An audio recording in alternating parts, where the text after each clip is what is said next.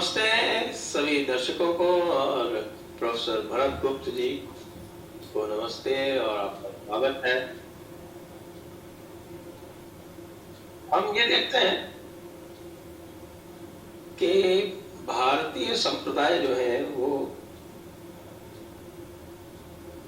यद्यपि ये कहा जाता है कि सब के सारे जो है वो वेद और आगम पर आधारित है, लेकिन उसके बाद भी अलग अलग भाष्य हैं, अलग अलग टीकाएं हैं। एक षड्दर्शनों में तो जो अलगाव है तो सांख्य में और वेदांत में, और जो अलग अलग दिखता है वो तो है ही। यहाँ तक कि यदि हम वेदांत मत को ही ले लें तो उसमें ही 3-4 भेद हो जाते हैं और फिर उन्हीं के आधार पर अलग अलग संप्रदाय बन जाते हैं। तो यदि देखा जाए तो पुराने जमाने में शैव और वैष्णव इनका जो विवाद है वो तो ऐतिहासिक है।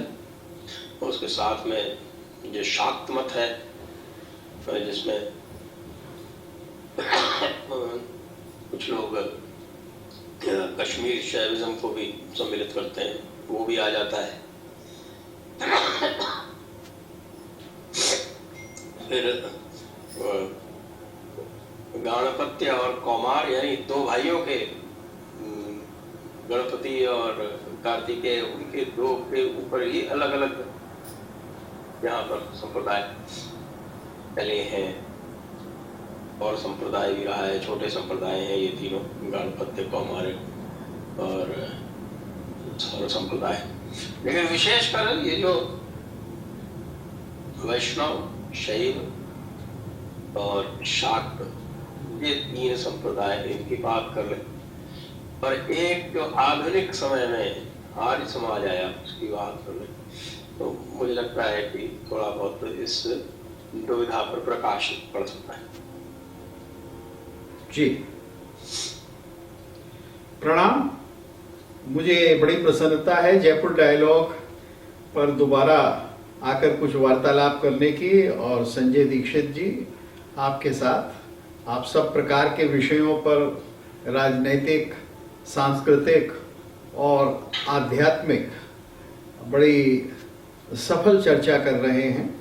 इसलिए जब भी मैं जुड़ता हूं तो मुझे आनंद होता है।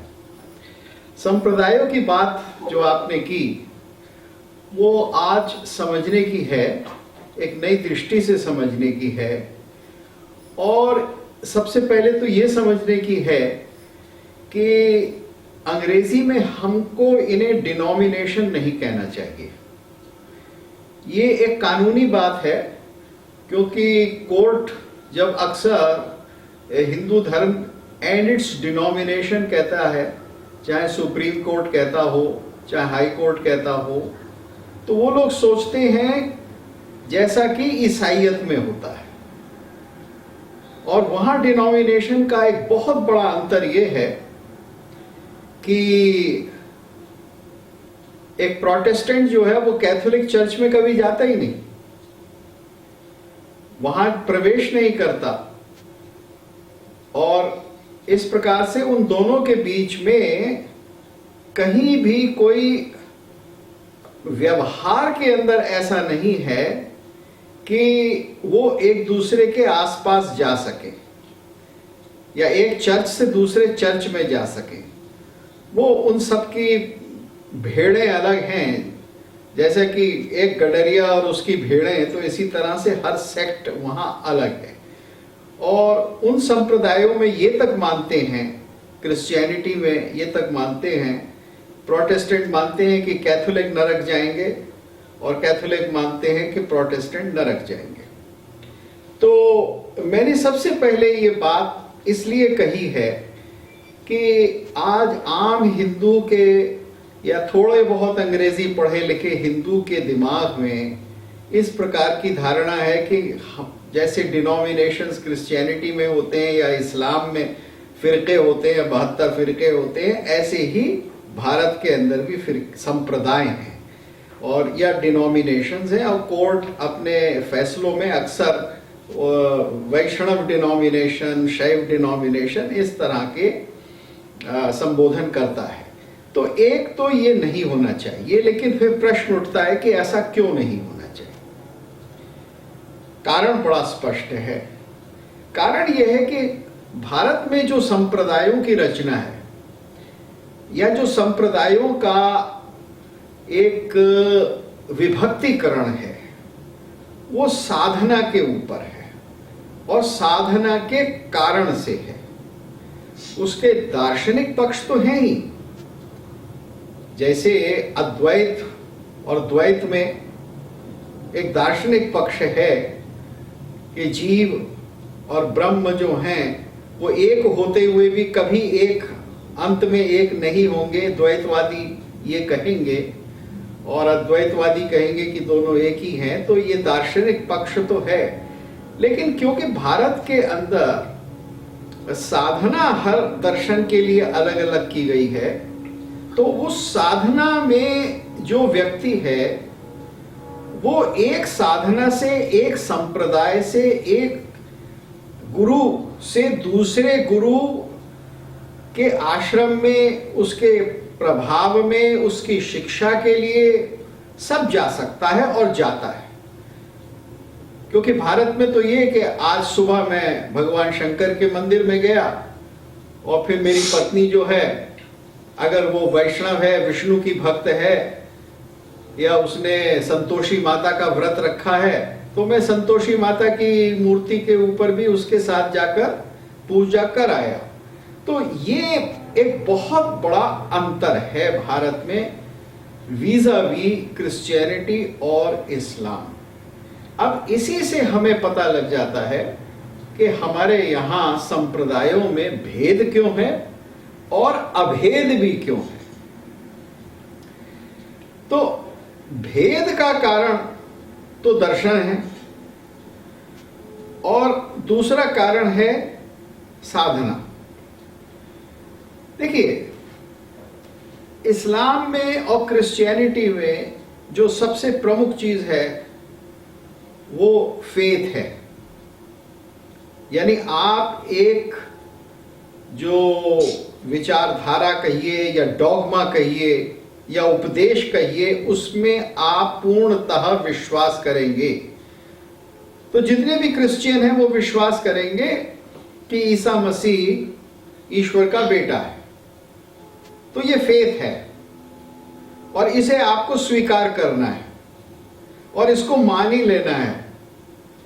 जैसा कि बाइबल में उन्होंने कह दिया, जॉन में, गॉस्पेल ऑफ जॉन में, faith is the substance of things hoped for and the evidence of things unseen। यानी मैंने देखा नहीं है, प्रमाण नहीं है मेरे पास कुछ भी, लेकिन फेथ है। ब्लाइंड कहिए या अनएग्जामिन्ड कहिए, वो फेथ हमें करना है। और आप ये देखिए कि इसका कितना बड़ा अंतर है भारत की हिंदू परंपराओं के साथ। क्योंकि हम किसी भी चीज को बिना निरीक्षण परीक्षण करे नहीं स्वीकार करेंगे। हम गुरु को भी जब स्वीकार करेंगे जब गुरु के बारे में हमारा मन पक्का हो जाएगा। तो अनएग्जामिन्ड लाइफ क्रिश्चियन वर्ल्ड से शुरू होती है। उससे पहले ग्रीस के अंदर, क्योंकि ग्रीक्स और रोमन ही सबसे पहले क्रिश्चियंस बनने लगे थे बड़ी तादाद में, तो वहां दर्शन भारतीय दर्शन की तरह से था। और ग्रीक विचार तो बड़ा क्लियर था। यानी सोक्रेटिस ने कहा था, और वो एक परंपरागत है, ओ अनाक्सितास्तोस वियोस उ वियोतोस, के अपरीक्षित जीवन जिसका हमने एनालिसिस नहीं किया है वो व्यर्थ है। तो भारत में आपको किसी भी दर्शन, किसी भी विचारधारा के बारे में जानकर फिर उसके लिए एक साधना करनी होगी। क्योंकि परीक्षण केवल तर्क वितर्क से नहीं होता, साधना से होता है। मैं अगर ये मानता हूं कि मैं विष्णु का भक्त हूं, तो उनको इष्ट के रूप में मुझे स्वीकार करना होगा फिर उनकी उपासना करनी होगी, उनके लिए मुझे मंदिर जाना होगा, या अन्य प्रकार की साधनाएं जो मेरे संप्रदाय में मेरे गुरु बताते हैं या मेरे आचार्य बताते हैं, उसके अनुसार मुझे कुछ ना कुछ करना होगा। तो पूरी परंपरा भारत में, चाहे बौद्धों की हो, चाहे जैनों की हो, चाहे शाक्तों की हो, वो साधना पर केंद्रित हो जाती है कि आप कर क्या रहे हैं। तो अब जब आप साधना अलग करते हैं तो यहां दर्शन के साथ साथ आपका विभक्तिकरण हो जाता है। तो आप जैन बन गए तो आपने कहा कि भाई अब मैं तो किसी भी प्रकार से जीव हत्या नहीं करूंगा, और अगर मैं क्षत्रिय भी हूं और अगर क्षत्रियों में व्यवहार है मांसाहार का भी, तो क्योंकि मैं अब जैन हो गया हूं तो इसलिए मैं किसी प्रकार से भी मांसाहार करूंगा ही नहीं। तो अब ये साधना का अंग हो गया। और भी बहुत सारी चीजें हुई जो कि उस संप्रदाय में मैं करूंगा, रहूंगा। अब ये जो चीज है ये भिन्न कर देती है। तो जब साधना अलग जगह होगी, अलग प्रकार से होगी, अलग गुरुओं की देख रेख में होगी, तो फिर हम क्या करेंगे कि हम थोड़ा सा साधना करने के लिए भिन्नता भी रखेंगे कि मैं ऐसे नहीं करता, मैं वैसे करता हूं। अच्छा, आप अपने हिसाब से करिए, आप अपने संप्रदाय से करिए, आप अपने गुरु के हिसाब से करिए, मैं भी करता हूं। लेकिन यह भारत में मान लिया गया, जो कि ईसाई कभी नहीं मानते या मुसलमान भी नहीं मानते, कि हमें फल एक ही मिलेगा। तो रुचि की विचित्रता है। रुचि नाम वैचित्र्यात् नाना पथ जुषाम निर्णाम एको गम्य। ये मनुष्य जो है वो जाएंगे एक ही जगह, एक ही स्थान पर जाएंगे, लेकिन वो उनकी भिन्नता होगी। तो अब ये रुचि की भिन्नता व्यक्तिगत भिन्नता है, इसीलिए हम इष्ट चुनते हैं, और इष्ट चुनते हुए भी हम दूसरे देवताओं की उपासना करते हैं। तो तुलसीदास ने जब रामायण में वंदना शुरू की तो उनके इष्ट तो राम हैं, लेकिन वंदना तो फिर गुरु की भी होती है, और फिर राम के अतिरिक्त सभी देवी देवताओं की वंदना हो जाती है, और भगवान शंकर की भी वंदना हो जाती है। तो एक पक्ष तो ये है जी, भगवान शंकर की तो पहले है वर्णानाम अर्थ संज्ञानाम, हाँ, रसानाम छंदसाम, हाँ, भवानी शंकर, विनायकों से शुरू होती है, वाणी और विनायक। हाँ, और उसके बाद फिर वो कह देते हैं भवानी शंकरौ वंदे श्रद्धा विश्वास रूपेण। तो भगवान शंकर की पहले करते हैं स्वामीश्वर। बिल्कुल बिल्कुल सही आपने कहा। और राम की तो वो अंत में करते हैं, यानी सारे देवताओं की करने तो कहते हैं कि स्वांता सुखाय तुलसी रघुनाथ गाथा। हाँ, वो लिखने, वो तो उन्होंने लिखा, लेकिन उससे पहले वो राम की करते हैं कि राम वास्तव में ये है। तो वो अंत में सारी श्रृंखला में आती है, वो अपने इष्ट की अंत में करते हैं। पहला ये है, दूसरा ये है, फिर मुझे पूरा कंठस्थ है जी। वंदे बोधमयं नित्यं गुरुं शंकर रूपिणं यमाश्रितो हि वक्रोपि सर्वत्र वंदते। आते हैं सीताराम राम गुण ग्राम पुण्याय विशुद्ध विज्ञानौ कवीश्वरौ कपीश्वरौ। तो ये, और फिर देवी सीता की उपासना पहले हो जाती है। और तो इस प्रकार से कहने का अभिप्राय ये है कि इष्ट होते हुए भी मैं सबकी वंदना सारे देवताओं की कर रहा हूं। अब ये संप्रदाय तो जहां तो फिर वो उनकी दुष्टों की भी वंदना करते हैं।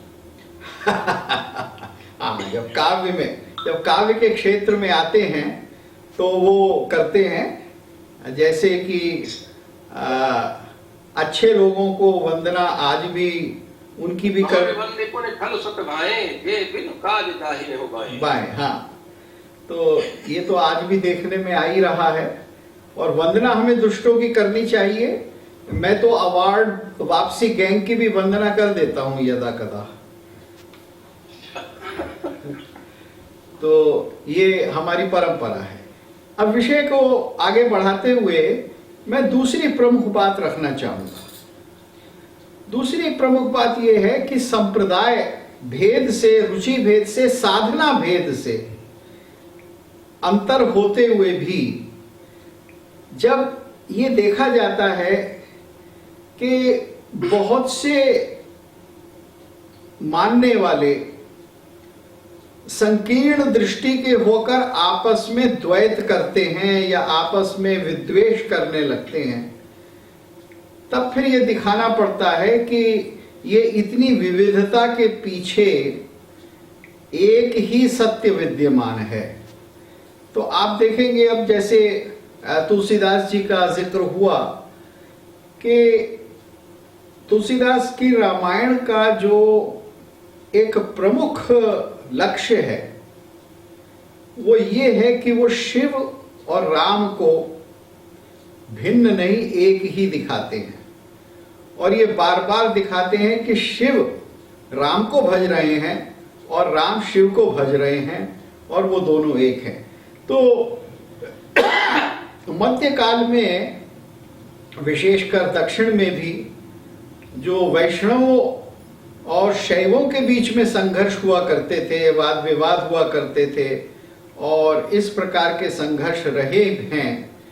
यद्यपि वो ऐसे कटु संघर्ष नहीं रहे जैसे कि यूरोप के अंदर ईसाइयत के द्वारा रहे या इस्लाम में अब भी हैं, आज भी चलते हैं, वैसे नहीं रहे, लेकिन फिर भी मनमुटाव रहा, टकराए लोग आपस में। तो उसको समझाने के लिए कि तथ्य क्या है, वास्तविकता क्या है, तो रामचरितमानस जो मध्यकाल का अद्भुत ग्रंथ है, बल्कि सारे भारतीय वाङ्मय का अद्भुत ग्रंथ है, उच्चतम कोटि का ग्रंथ है, उसमें ये बार बार रखा गया है कि शैव और वैष्णव अपने आप को अलग अलग न समझें कि वो किसी दो शक्तियों की या दो तत्वों की उपासना कर रहे हैं।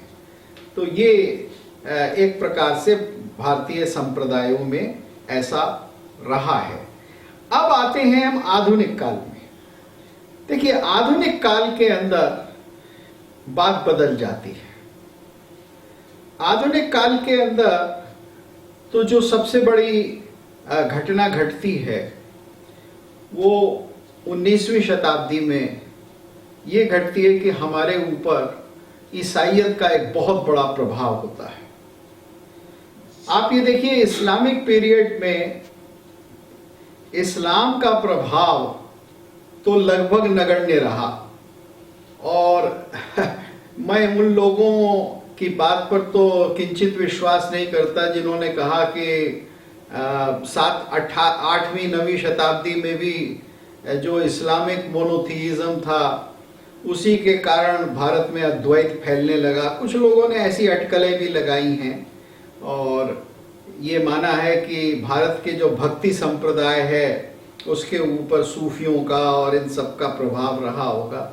इन बातों में कोई तथ्य नहीं है, क्योंकि यहाँ कोई दर्शन की समानता नहीं है, कोई आदान प्रदान नहीं है, उसका कोई ऐतिहासिक प्रमाण नहीं है। कहीं इक्का दुक्का किसी ने कुछ ट्रांसलेशन कर दिया हो, कोई दारा शिकोह ने कुछ ग्रंथों का अपने करा लिया हो, तो ये सब राजाओं की लाइब्रेरी में या बादशाहों की उसमें जो एक छोटे से सर्कल में होता था, एक व्यापक रूप में कभी नहीं हुआ। लेकिन ब्रिटिश पीरियड में बहुत बड़ा प्रभाव होता है, क्योंकि ब्रिटिश जब शासन करते हैं तो वो हमारी धार्मिक मान्यताओं को बदलने का प्रयास करते हैं। वो कन्वर्जन चाहते हुए भी उसको शुरू नहीं करते, लेकिन जो शुरू कर देते हैं वो ये है कि वो ये सिखाते हैं कि उनकी जो धारणा है, जिसको आप मोनोलेटरी कहेंगे या मोनोथीइज्म कहेंगे, उसको वास्तव में मोनोथीइज्म कहना गलत है। मोनोलेटरी यानी एक ही की उपासना करना कि भाई मैं तो जीसस की ही करता हूं, जीसस के अलावा कोई दूसरा है ही नहीं, सब असत्य है, सब झूठ है, सब बेकार है, ये तीन ही सच हैं, तो ये मोनोलेटरी है, एक की ही उपासना। तो ये जब आती है तो भारत में इसका एक बहुत बड़ा प्रभाव ये पड़ता है कि अभी तक हमने जो ये माना था कि सगुण और निर्गुण ये केवल एक ही सिक्के के दो पक्ष हैं, अब हम ये मानने लगते हैं कि निर्गुण श्रेष्ठ है। और फिर भारत में कुछ ऐसे संप्रदाय, कुछ ऐसी विचारधाराएं बड़ी प्रबल होने लगती हैं जो ये मानती हैं कि मूर्ति पूजा कोई श्रेष्ठतम साधन या साधना का मार्ग नहीं है। तुलसीदास जी ने तो इस पर भी निर्गुण और सगुण पे उसको भी तो खूब लिखा हुआ है। जी हाँ, बिल्कुल। नहीं भेदा गावै पुराण बुध वेदा। बस ये यानी ये चर्चा तो हमारे यहाँ पहले भी रही है कि निर्गुण और सगुण मार्ग अलग अलग हैं। और कुछ ऐसे भी कवि हुए हैं, जैसे कबीर थे, जिन्होंने बड़े स्पष्ट रूप में कहा कि अगर मार्ग है तो एक ही है, और वो सहज मार्ग है योग का। संतो सहज समाधि भली, यानी सब सहज समाधि जो है, योग का मार्ग जो है, योग में दीक्षित होकर, वो सबसे अच्छा है, और कुछ इतना अच्छा नहीं है। और ना वो कुरान को इतना अच्छा समझते हैं, ना वो पत्थर को पूजना इतना इत्यादि। तो ऐसे लोग हुए हैं जिन्होंने बड़ी स्पष्टता से कहा है कि मेरा मार्ग या जो मार्ग मैं ले रहा हूं ये सबसे अच्छा है। लेकिन दूसरे मार्ग को निकृष्ट समझना या ऐसा कि वो आपको फल ही नहीं देगा, ये एक बड़े व्यापक रूप में 19वीं शताब्दी में क्रिश्चियनिटी के प्रभाव में आ जाता है। अब इसके आने से जो भारत में धीरे धीरे संप्रदाय बनते हैं, और इसके आने से जो आधुनिक भारतीय संप्रदायों में आधुनिक विचारधारा बनती है, वो ऐसी है कि उसमें कहीं मिलने की जगह कम है। बल्कि आप देखते हैं कि आधुनिक 20वीं शताब्दी के जो संप्रदाय हैं, जो हमारे विशिष्ट प्रकार के धर्म गुरुओं के द्वारा अब चलाए जा रहे हैं, तो आप ये देखेंगे कि उनमें आदान प्रदान बहुत कम होता है, उनमें वाद विवाद भी नहीं होता, उनके अंदर एक दूसरे के प्रति एक प्रकार से अगर कंपटीशन होता है तो वो भी एक दूसरे प्रकार से होता है, वो भी एक बड़े बिजनेस एटीट्यूड से होता है या बड़ी केयरफुली होता है। तो अब भारत के अंदर जो संप्रदाय हैं, चाहे वो आप वैष्णव संप्रदाय कहें, चाहे उत्तर के कहें, चाहे दक्षिण के कहें, तो उनकी स्थिति अब अलग हो गई है, क्योंकि अब हमारी परिस्थिति केवल एक दूसरे को देखने की नहीं है। 19वीं शताब्दी से अब हमारी परिस्थिति है क्रिश्चियनिटी और इस्लाम को देखकर अपने संप्रदायों को सुरक्षित रखने की और उनका संवर्धन करने की। वास्तविक स्थिति ये है आज की। 19वीं शताब्दी से मैं जो देखता हूं, हिंदू संप्रदायों के आगे जो सबसे बड़ा चैलेंज है, वो चैलेंज ये है कि जो धारणाएं बड़े व्यापक रूप में भारत के मानस में शिक्षा के द्वारा पैदा कर दी गई हैं, जिनको आप कहेंगे prejudices which have been launched into the Hindu mind, वो आज सबसे बड़ा अटैक है, और वो लगभग हर संप्रदाय पे उसी प्रकार से हो रही है।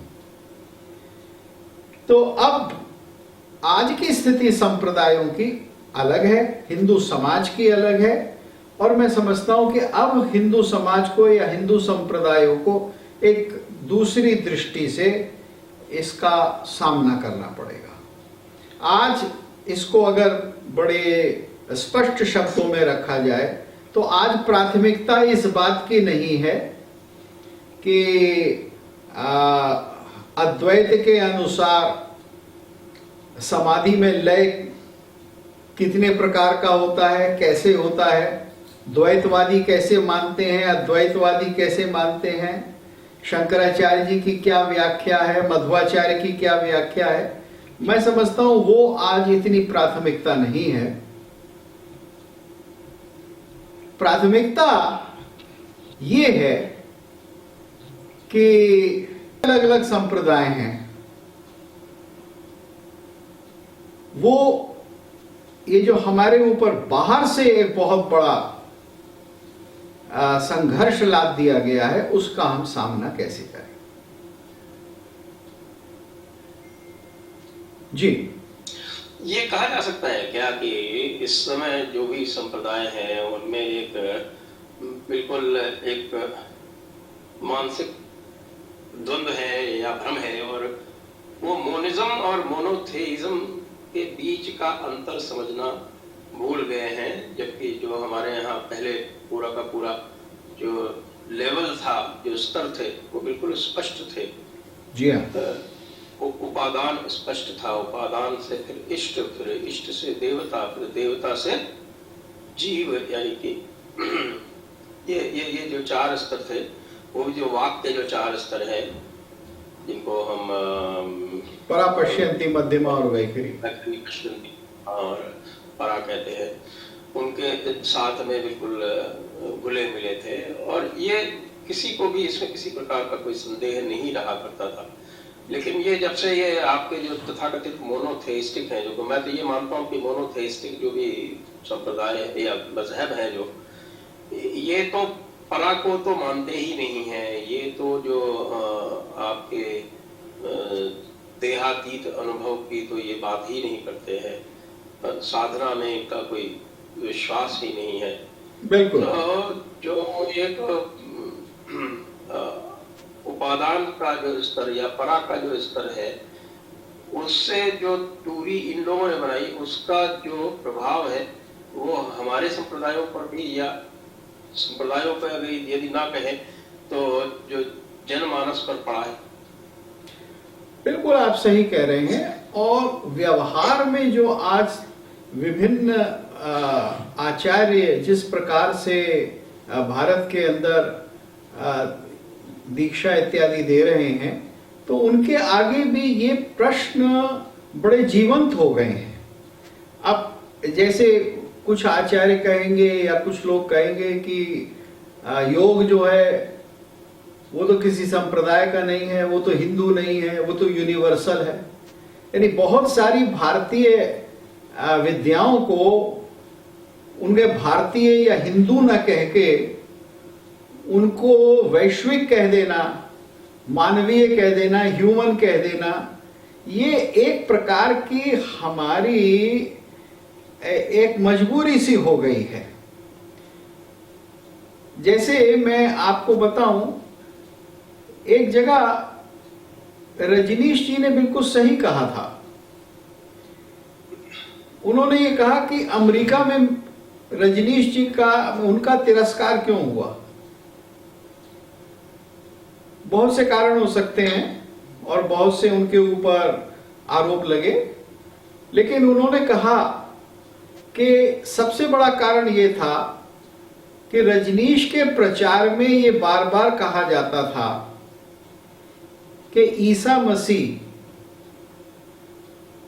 और वैदिक ऋषि के बीच में कोई समानता नहीं।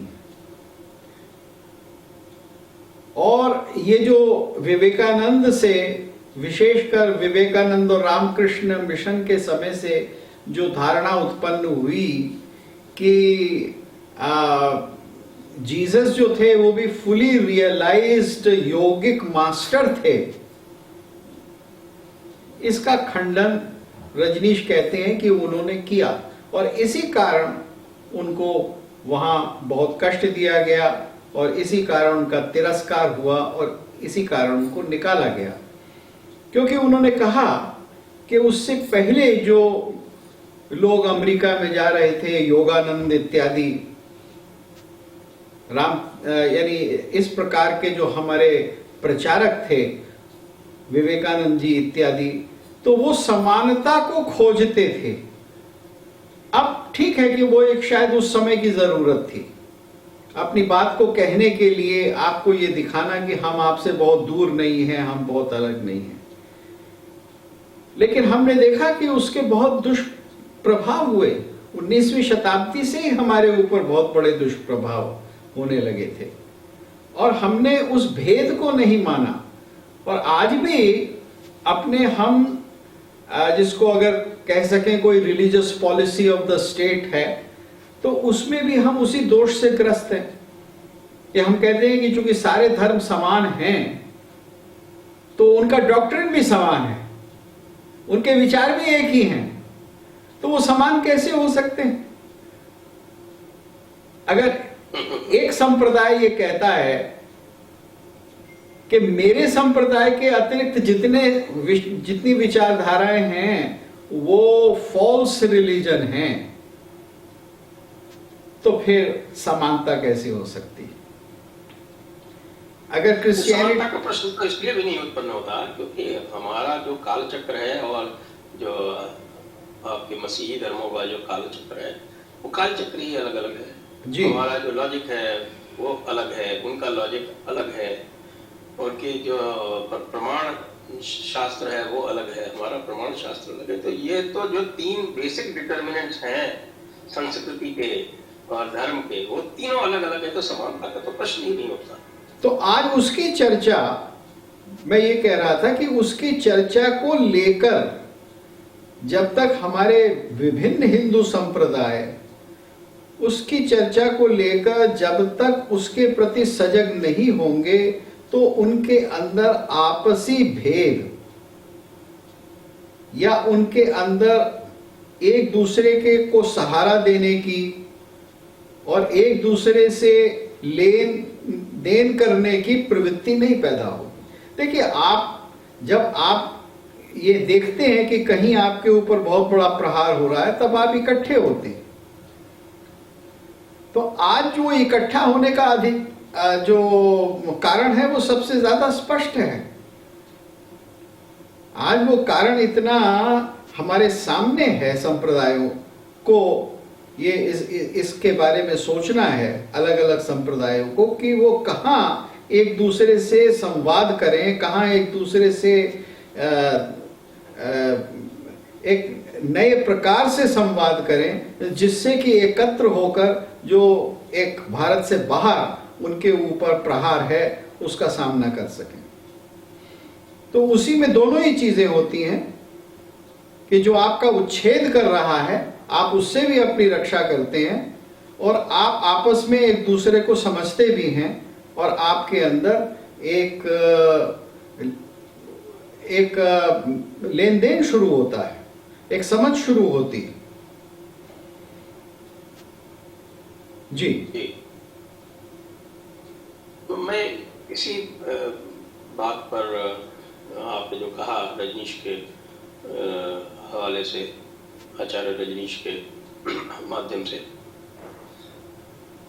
तो ये जो जैसा कि मैं कह रहा था कि जो आजकल ये मिक्सिंग हो गई है, कि यानी कि एक जीसस जो कहता है कि आपको बिलीव करना है, that you have to be a believer, कि जो रास्ता जो है kingdom of God is only through me, और जो मेरे थ्रू नहीं जाएगा, जो नहीं है वो हेल में जाएगा। तो मतलब बिलीफ बेस्ड हेल और हेवन।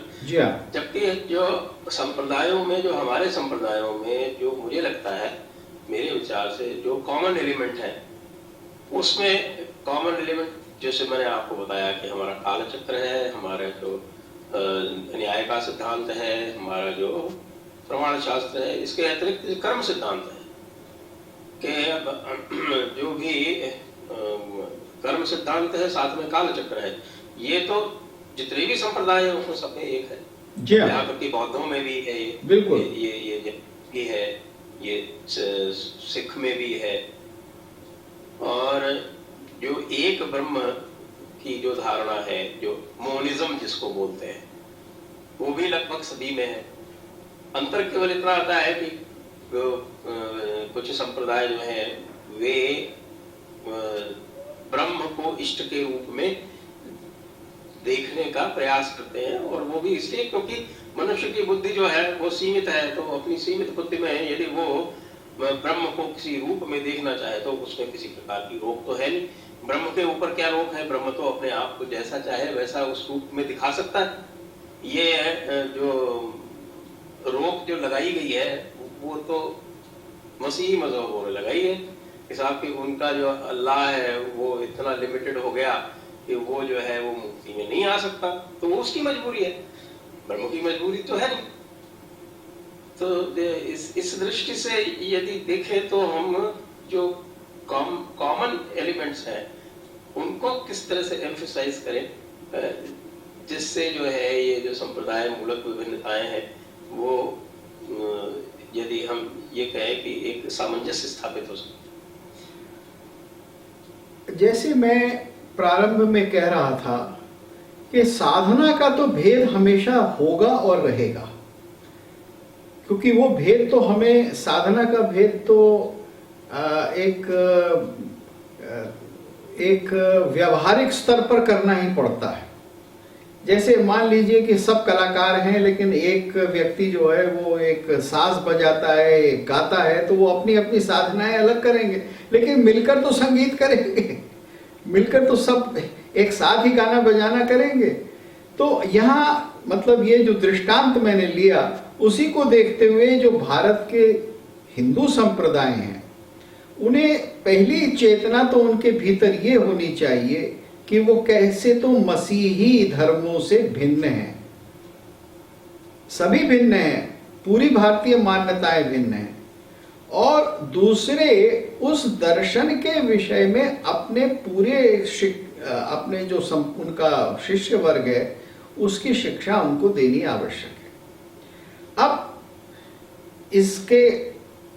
इसका अर्थ ये है कि उनको बहुत कुछ ऐसा बोलना पड़ेगा, उनको बहुत कुछ ऐसा करना पड़ेगा कि शायद उनको ये लगे कि इससे कुछ हमारे लोग जो हैं, हमें विदेशी कुछ शिष्य नहीं मिलेंगे, या हमें हमारी भर्त्सना होगी कि आप द्वेष रखते हैं दूसरे धर्मों के प्रति।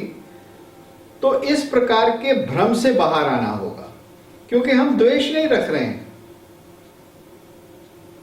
हम वास्तव में दूसरों को अपने भीतर आने का निमंत्रण दे रहे हैं। क्योंकि जितने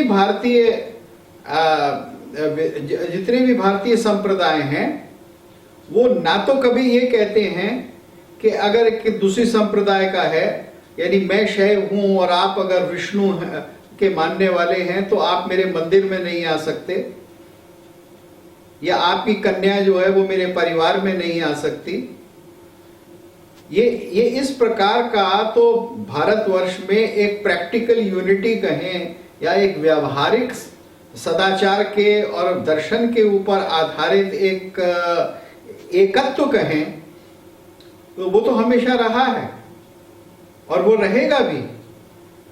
उसको हमें अधिक से अधिक और दिखाना चाहिए। जैसे तुलसीदास जी ने शैव और वैष्णवों की एकता को, राम और शिव की एकता को दिखाया, इस तरह से हमको दिखाना चाहिए। लेकिन बिल्कुल क्या है वो क्या तुलसीदास जी ने कहा है क्या, शंकर प्रिय मम द्रोही शिव द्रोही मम दास, हाँ, नर करहि कल्प भरि घोर नरक महु वास। तो उन्होंने बता दिया कि अगर आप द्वेष करेंगे राम के भक्त से या शिव के भक्त से, अगर विपरीत बुद्धि रखेंगे तो फिर तो आपको कुछ नहीं मिलेगा। तो ये संप्रदायों में आज जो सबसे बड़ी आवश्यकता है वो इस तरह से आपस में एक दूसरे से मिलने की है। तो क्योंकि भारतीय मान्यताएं, जो अभी आपने जिक्र कर्मवाद का किया, अब यहां मैं एक दूसरी चीज चाहूंगा कि भारतीय आधार जितने भी संप्रदाय हैं वो साधना का आधार जो है वो वर्णाश्रम धर्म के भीतर होता है। अब वर्ण आश्रम में वर्ण के पीछे तो हम बहुत लगे हैं और कास्ट और जाति इत्यादि की हमारी बहुत चर्चा होती है, और उस विषय में मैं आज जाना नहीं चाहता। लेकिन जो आश्रम धर्म था कि जीवन के 4 आयाम हैं। आप ब्रह्मचर्य यानी कुछ सीखेंगे, फिर गृहस्थ में कमाई करेंगे और फिर आप पीछे हटेंगे। आप एक वैचारिक, एक आध्यात्मिक अवस्था में आएंगे और अगर आ सकते हैं, अगर ऐसा हो सकता है, आप में वो क्षमता है, तो आप संन्यास भी ले लेंगे। तो ये जो आश्रम धर्म है, इसकी शिक्षा आज मैं समझता हूं भारत में सर्वथा विलुप्त सी हो गई है। और चूंकि आज की स्थिति में बहुत से सन्यासी भी कुछ ऐसे कार्यों में लगे हैं जो कि वास्तव में गृहस्थ के कार्य हैं, यानी प्रशासनिक कार्यों में लगे हैं। एक प्रकार से वो राजर्षि हो गए हैं। तो इसलिए लोगों के मन में भ्रम भी हो जाता है 4 आश्रमों के प्रति, कि एक अवस्था ऐसी आती है कि जब हमें विरक्ति की ओर जाना है, जब प्रवृत्ति से निवृत्ति की ओर जाना है। तो प्रवृत्ति से निवृत्ति की ओर जाना और प्रवृत्ति और निवृत्ति में एक निरंतर संबंध बनाना, ये सारे संप्रदायों के लिए है भारत के। और सारे संप्रदाय इसके अंदर, सारे दर्शन इसके अंदर रहे हैं, चाहे जैन और बौद्ध और शाक्त भी रहे हैं, क्योंकि आधार ही वो है।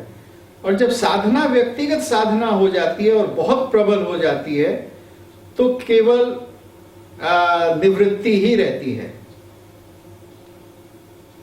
इसका बहुत बड़ा उदाहरण हमारे लिए श्री अरविंद हैं कि वो एक फ्रीडम फाइटर थे, स्वतंत्रता सेनानी थे, और फिर उनके मन में जो एक बहुत बड़ा परिवर्तन होता है और एक चेतना में, एक दूसरी अवस्था में वो पहुंच जाते हैं। तो इसलिए प्रवृत्ति से उनको निवृत्ति मार्ग में जाकर फिर एकांत योग साधना करनी पड़ी।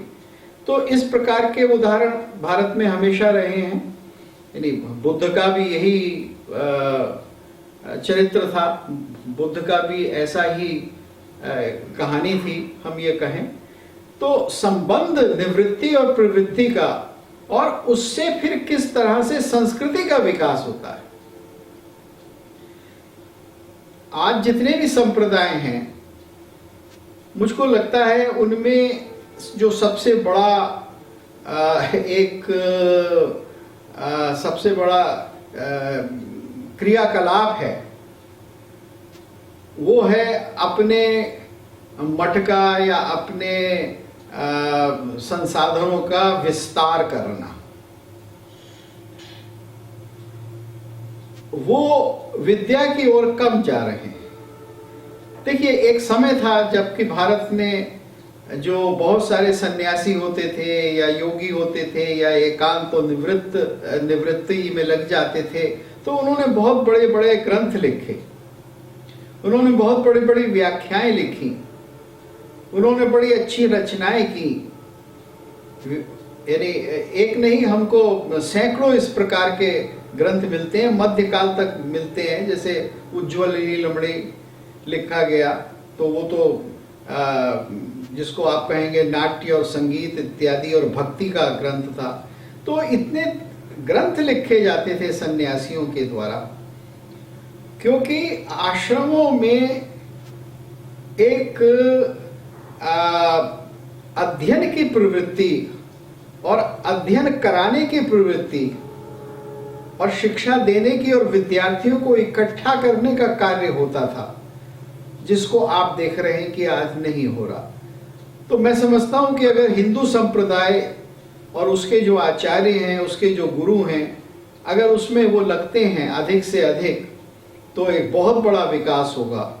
और वो हिंदू संस्कृति का ही विकास नहीं होगा, वो ईसाईयत और इस्लाम के जो हमले आज हो रहे हैं हमारे ऊपर, उनसे भी हमको सुरक्षित रखने का एक सफल प्रयास हो जाएगा।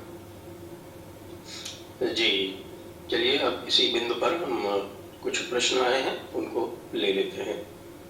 उससे पहले मैं आप सभी से अनुरोध करूंगा कि इस वीडियो को शेयर करें, इसको लाइक करें और हमारे डिस्क्रिप्शन में जाके आप हमें सपोर्ट करें और हमें फॉलो भी करें। Rudra Mahadev, one's caste should be decided by one's profession. So in Jitendra Tyagi's case, why was deciding on a caste such a big issue? What do you think will be the long-term solution when people are brought back through घर वापसी? जी हाँ, ये जो इन्होंने प्रश्न उठाया है, ये मुझको लगता है ये इनके मन में ये जो प्रश्न उठा है वो शायद इस बात को लेकर उठा है कि अक्सर ये कहा जाता है कि हिंदू तो एक विशेष वर्ण और जाति में पैदा होता है, मतलब वो वैश्य होगा, शूद्र होगा, ब्राह्मण होगा, जहां पैदा हो गए वो है। तो अब आप किसी को हिंदू बना ही नहीं सकते, क्योंकि आप किसी को फिर किसी जाति या किसी वर्ण में कैसे स्थान दे देंगे? तो आप तो दे ही नहीं सकते, इसलिए हिंदू तो कोई बनाया ही नहीं जा सकता। Hindu is only born, he can not be made. ये इस तरह का प्रवाद बहुत समय से चल रहा है। अब इसका निराकरण करते हुए मैंने एक पूरी पद्धति, जिसको आप कहें कन्वर्जन की पद्धति तैयार की है, जिसको मैं धर्म प्रवेश कहता हूं। यानी कन्वर्जन की जगह, घर वापसी की जगह उस शब्द का मैंने प्रयोग किया धर्म प्रवेश, कि आप धर्म में प्रवेश कर रहे हैं और धर्म का क्या अर्थ है और वो किस तरह से मसीही रिलीजन से अंतर है, वो भी बात आ जाती है। लेकिन वहां उस पूरी पद्धति में ये दिखाया गया है कि ये मानते हैं हम कि हिंदू संस्कार का एक वर्तुल होता है। यानी कोई आत्मा जन्म लेती है, गर्भ में आती है, तो फिर जब जीवन चलता है तो एक अलग अलग संस्कार होते हैं, पुंसवन और गर्भाधान इत्यादि से लेकर। तो अगर किसी को धर्म प्रवेश करना है, हिंदू बनना है, तो अगर वो माँ के पेट से हिंदू नहीं हुआ तो आगे तो हो सकता है भाई। वो नामकरण तो आप उस समय कर सकते हैं, उसको आप गुरु तो बना सकते हैं, और जब आप नामकरण करेंगे तो नामकरण आप किसी संतान का करते हैं, और संतान हमेशा से आपके अपने पेट से निकली हुई संतान तो नहीं होती, दत्तक भी होती है, आपको दी गई भी होती है, एडॉप्टेड चाइल्ड भी होता है। तो अगर कोई व्यक्ति हिंदू बनना चाहता है तो मैं अगर उसको एक परिवार के रूप में अपनाता हूं और वो अगर मेरे परिवार में आता है तो वो मेरी कास्ट कहें, मेरी जाति कहें, मेरा वर्ण कहें, वो उसमें आ गया, तो फिर मैं उसको अपना नाम और गोत्र दे सकता हूं, जैसे कि मैं अपने बेटी या बेटे को देता हूं। तो इसमें क्या गलत है? तो ये मानना ये चाहिए कि जितेंद्र त्यागी जी को नरसिम्हानंद ने, यति ने अपना गोत्र और कुल देकर, बल्कि देकर नहीं, उस कुल और गोत्र में उनको लेकर एक स्थान दिया है, और मेरी दृष्टि में वो ही सही मार्ग है। और वो पिछले वर्ष मैंने ये पद्धति बनाई थी, धर्म प्रवेश। मेरी YouTube चैनल के ऊपर धर्म प्रवेश नाम से आप देख सकते हैं। इसको 5 चरणों में दिया गया है कि 5 चरणों में किस तरह से आप हिंदू बनेंगे और क्या क्या चीजें होंगी, उद्भास से लेकर इष्ट वर्ण तक। ये आपको उद्भास होता है कि क्यों हिंदू बनना चाहिए, फिर आप महावाक्य इत्यादि के द्वारा, सावित्री मंत्र के द्वारा धर्म को स्वीकार करते हैं और कई चीजें स्वीकार करते हैं, वहीं आपको एक परिवार अपनाता है। इसका ये अर्थ नहीं है कि आप हमेशा उसी परिवार की धारणाओं में जिंदा रहेंगे। अब जैसे कोई बच्चा होता है किसी परिवार में, बड़ा होकर वो अपना रास्ता अलग चुनता है, तो इसी तरह से आप भी बनेंगे। किसी वैष्णव परिवार ने आपको अगर लिया है, आपको दीक्षित करके हिंदू बना दिया है, नामकरण कर दिया है, तो आगे चलकर आप शैव हो जाएं, बौद्ध हो जाएं, जैन हो जाएं, ये आपकी इच्छा है। ये सारे विकल्प हमारे यहाँ हमेशा से हैं और उसके व्यवहार हुआ है। आखिर चंद्रगुप्त मौर्य भी कहा जाता है अपने अंतिम समय में जैन बन गए थे। तो ये जी, चीजें। अजय दत्ता जी पूछ रहे हैं, you are very inspiring and have noble thoughts. Thank you Ajay ji. Yuva print ji पूछ रहे हैं, प्रणाम गुरु जी, taking liberty to use different sect sometime by comparing few something injecting bhakti to get my office employee out from Christianity. Hope it's fine. इसका उत्तर मुझे देना है या? देखिए, मैं ये मानता हूं, आप ही हैं, आप ही को देना। देखिए, मैं ये मानता हूं कि कोई व्यक्ति अपने निश्रेयस के लिए या श्रेयस के लिए कुछ भी चुन सकता है, लेकिन वो व्यक्ति चुनेगा। अच्छा, अब इसका ये अर्थ नहीं है कि अगर कोई व्यक्ति हमारे संप्रदाय में, हमारे धर्म में आना चाहता है तो हम ये कहें कि तुम तो बन ही नहीं सकते। नहीं, मैं ये मानता हूं कि आज लोगों को, अगर जो लोग हिंदू धर्म में आना चाहते हैं, उनका स्वागत करना चाहिए, उन्हें बनाना चाहिए। लेकिन जो मसीही धर्मों में आदेश है कि आप दूसरों के पीछे भागकर जाओ और उन्हें दोजख की या हेल फायर से बचाओ, दोजख की आग से या हेल फायर से बचाओ, क्योंकि आप ये मानते हैं कि वो नरक जाने वाले हैं, तो फिर आप जो कन्वर्शन कर रहे हैं उसमें, और जो मेरी दृष्टि में एक हिंदू को किसी को प्रभावित करना चाहिए, उसमें अंतर है। हिंदू के लिए केवल इतना ही वाजिब है कि वो ये बताएगा कि सत्य क्या है, वो यही बताएगा कि दर्शन क्या है, वो ये बताएगा कि देखिए आप जिस चीज को मानते आए हैं उसकी क्या सीमाएं हैं, उसके अंदर कितना सच है, कितना झूठ है, या कितनी चीजें गलत हैं, तर्क से बिल्कुल अलग है, प्रमाण से अलग है, और वास्तव स्थिति ये है, आप इसको देखिए। तो आप उस प्रकार से ये सारी तथ्य रखिए और फिर अपने एम्प्लॉय पर या अपने व्यक्ति पर छोड़ दीजिए कि वो क्या मानेगा और कैसे मानेगा। जी, नेक्स्ट।